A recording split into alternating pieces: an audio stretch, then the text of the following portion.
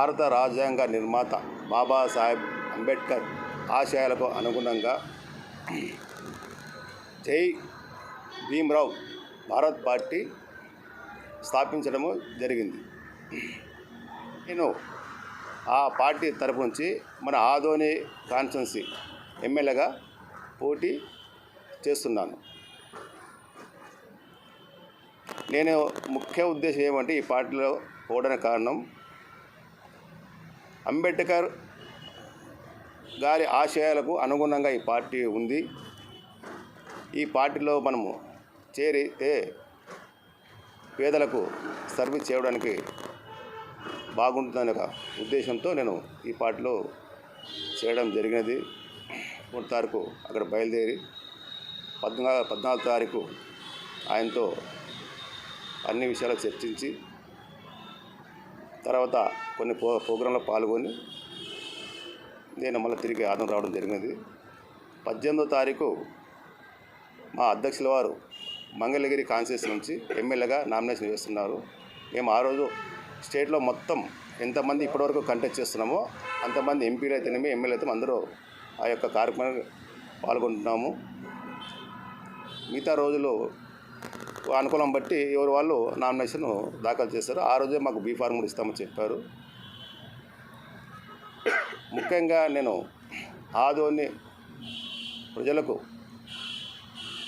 తెలిపేది ఏమనగా మనకు గత 30 సంవత్సరాల నుంచి సరైన ఆదోనిలో మౌలిక వసతులు లేక చాలా ఇబ్బందులకు గురవుతున్నారు.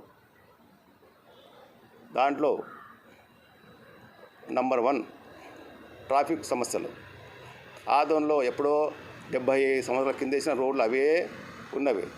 ఇంతవరకే కానీ ఎన్ని ప్రభుత్వాల్లో వచ్చినా మారినా కూడా వాళ్ళెవరు వాటి గురించి పట్టించుకోలేదు.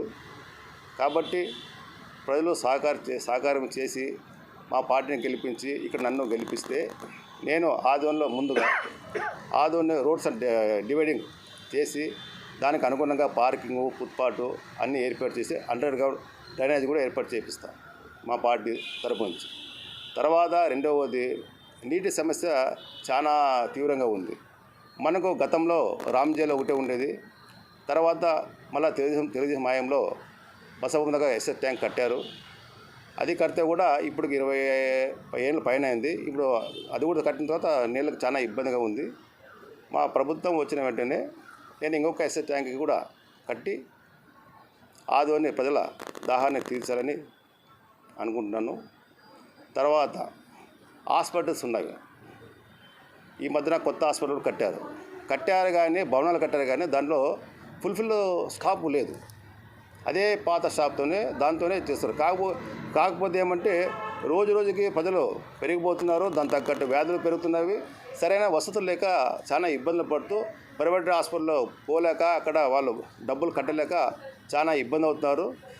ఏమి చిన్న ఇది జరిగితే కూడా ఇక్కడ ఉండే గవర్నమెంట్ హాస్పిటల్ అన్నీ కర్నూలుకి రెఫర్ చేస్తున్నారు.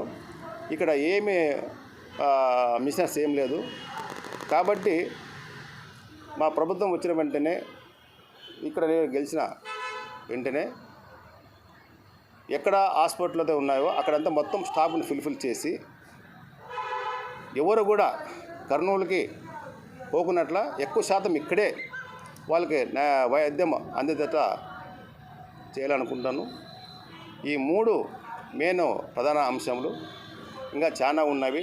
తర్వాత మా పార్టీ అధ్యక్షుల వారు 10 అంశాలతో కూడిన తాత్కాలిక మేనిఫెస్టో విడుదల చేయడం అనేది. ఇవి కూడా అందరికీ అన్ని కులాల్లో పేదవారు ఉన్నారు. అన్ని కులాలకి సమాన న్యాయం చేయాలన్నదే మా యొక్క పార్టీ అధ్యక్షుల ఉద్దేశము. ఆయన అడుగుజాడలో మేము నడిచి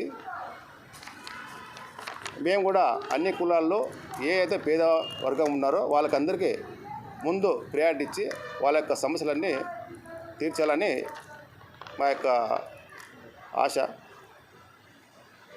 నేను రాజకీయాలకి పాతనే. నేను గత 42 సంవత్సరాలు పైబడి నేను తెలుగుదేశం పార్టీలో కొనసాగాను.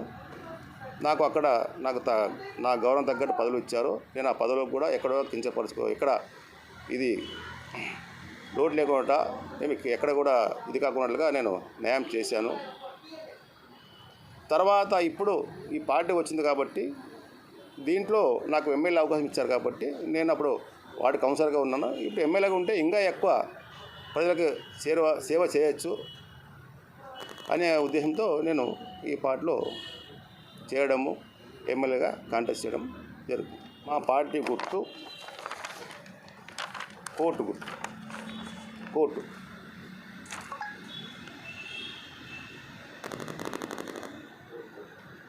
తెలుగుదేశం పార్టీకి రాజీనామా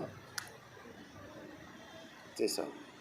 ఇక్కడ పరిశ్రమలు స్థాపించడానికి తర్వాత ఈ వలసలు పోకున్నట్ల నివారించడానికి శాయశక్తిలో ప్రయత్నించారు. ఏమి కొత్త వాళ్ళు కూడా మాకు కూడా ఒకసారి అవకాశం ఇస్తే మాకు కూడా ఏం చేద్దామనేది నిరూపించుకోవడానికి అవకాశం ఉంటుంది.